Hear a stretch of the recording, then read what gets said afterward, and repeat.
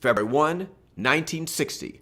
The Civil Rights sit-in movement begins when 4 young African-American students, Ezell Blair Jr., David Richmond, Franklin McCain, and Joseph McNeil, sit at a Woolworth's lunch counter in Greensboro, North Carolina. The young men were students at North Carolina Agricultural and Technical College, and they had planned their protests very carefully and enlisted the help of a local white businessman, Ralph Johns, as well. The young man entered Woolworth's, sat down at the lunch counter, ordered, were denied service, refused to get up, and the police were called, but unable to do anything because of a lack of provocation. While the young men were sitting there, John sprang into action and called the local media.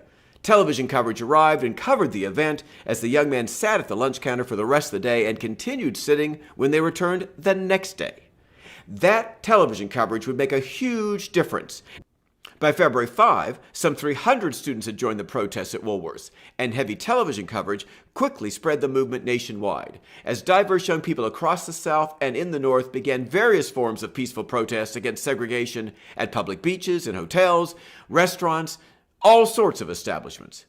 Went to all kind of rallies and meetings and school meetings and political meetings where you get to use your head to think, you listen and learn. I just admire those people for having the grit,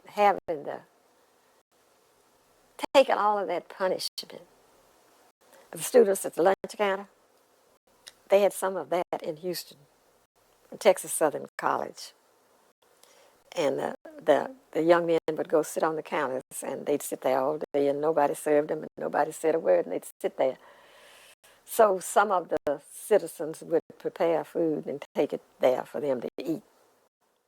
We started taking individual groups. We'd do the movies, we'd do the theaters, we'd do the publishing companies, we'd do the bottling companies. I mean, we just went A, B, C, D. By the end of March 1960, the movement had spread to 55 cities in 13 states, and by the summer of 1960, restaurants across the South quietly began to be integrated. At the end of July, while most college students were still on summer vacation, the Greensboro Woolworths integrated its lunch counter as well. 4 black Woolworths employees, Charles Best, Anitha Jones, Susie Morrison, and Geneva Tisdale, were the first 4 customers. History had been made.